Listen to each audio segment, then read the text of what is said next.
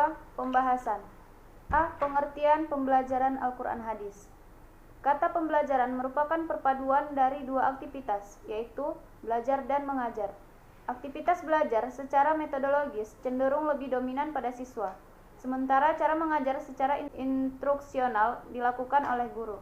Jadi istilah pembelajaran adalah ringkasan dari kata belajar dan mengajar. Pengertian dari Al-Quran adalah kalam. Allah bernilai mukjizat yang diturunkan kepada Nabi Muhammad SAW dengan perantara malaikat Jibril, yang di dalamnya berisi pedoman hidup bagi manusia. Menurut Dr. Subhi Ash-Shalihi, Al-Quran merupakan kalam Allah Subhanahu wa Ta'ala yang merupakan mukjizat yang diturunkan kepada Nabi Muhammad dan ditulis di mushaf serta diriwayatkan dengan mutawatir. Membacanya termasuk ibadah. Sedangkan kata hadis merupakan isim atau kata benda, yang secara bahasa berarti kisah, cerita, pembicaraan, percakapan, atau komunikasi baik verbal maupun lewat tulisan. Bentuk jamak dari hadis yang lebih populer di kalangan ulama muhaddisin adalah ahadis dibandingkan bentuk lainnya, yaitu husdan atau hisdan. Dan yang dikatakan hadis adalah sesuatu yang dilakukan oleh Nabi Muhammad SAW, baik itu perbuatan, perkataan, perilaku, dan lain sebagainya, tentang Rasulullah untuk menjelaskan kandungan Al-Quran. Dari tiga pengertian di atas, dapat disimpulkan bahwa pembelajaran Al-Quran hadis adalah proses belajar mengajar, mengenai bagaimana memahami dan menjelaskan makna dari Al-Quran hadis, serta mengeluarkan hukum-hukum yang terdapat di dalamnya, agar kita tidak salah dalam melakukan apa saja perintah dan larangan yang ada di dalam kedua pusaka tersebut. B. Pengertian desain pembelajaran. Desain pembelajaran merupakan ilmu untuk menciptakan spesifikasi perkembangan, pelaksanaan, penilaian, serta pengelolaan situasi yang memberi fasilitas pelayanan pembelajaran dalam secara skala makro dan mikro untuk berbagai mata pelajaran pada berbagai tingkat kompleksitas. Tujuan sebuah desain adalah untuk mencapai solusi terbaik dalam memecahkan masalah dengan memanfaatkan sejumlah informasi yang tersedia. Dengan demikian, suatu desain muncul karena kebutuhan manusia untuk memecahkan suatu persoalan. Melalui suatu desain, orang bisa melakukan langkah-langkah yang sistematis untuk memecahkan suatu persoalan yang dihadapinya.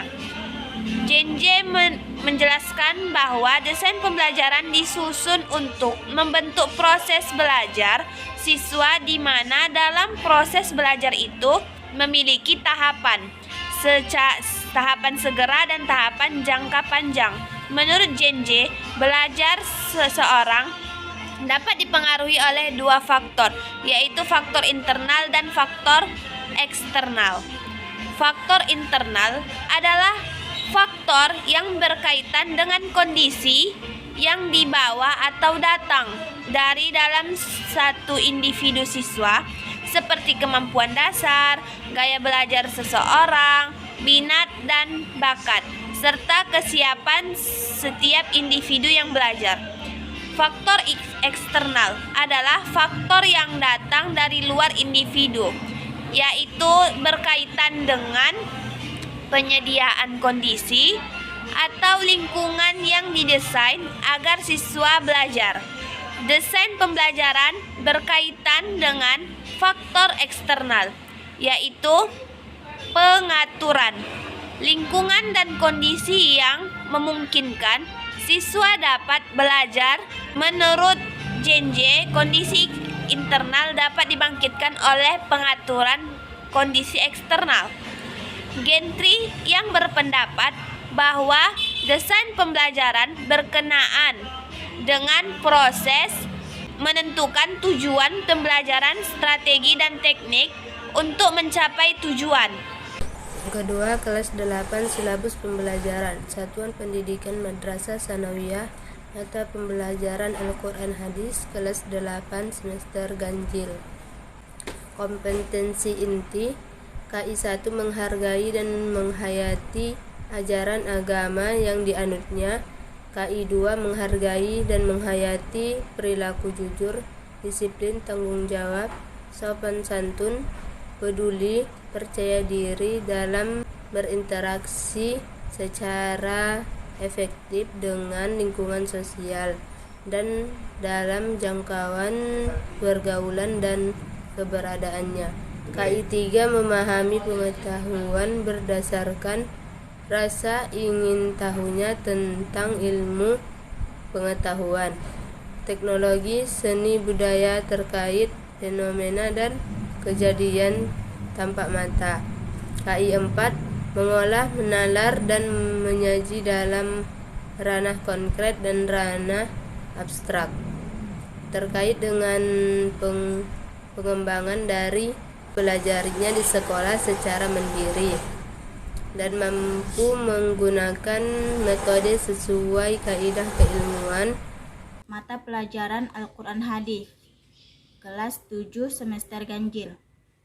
Aspek dan sikap.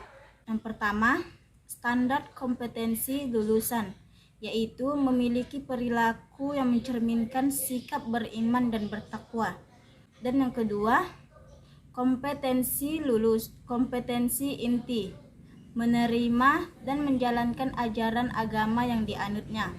Dan yang ketiga, kompetensi dasar, yaitu menghayati keutamaan membaca Al-Quran sesuai dengan kaidah ilmu tajwid. Keempat, indikator pencapaian kinerja, yaitu mendengarkan bacaan Al-Quran dengan khusyuk. Kelima, nilai karakter, yaitu religius, mandiri, dan gotong royong. Keenam, materi pembelajaran, yaitu perwujudan sikap religius dan bergotong royong. Ketujuh, kegiatan pembelajaran, yaitu sebelum memulai pembelajaran diawali dengan kegiatan berdoa. Dan yang terakhir, rencana penilaian. Dalam rencana penilaian ini terbagi menjadi dua, yaitu teknik penilaian dengan non-tes atau pengamatan, dan yang kedua bentuk instrumen dengan lembar pengamatan dan perkembangan sikap. Sekian dari presentasi kami. Apabila ada kesalahan dalam ucapan, sikap, dan perilaku saat membawakan presentasi kami, kepada Allah kami mohon ampun, kepada ibu dosen pembimbing kami mohon maaf. Wassalamualaikum warahmatullahi wabarakatuh.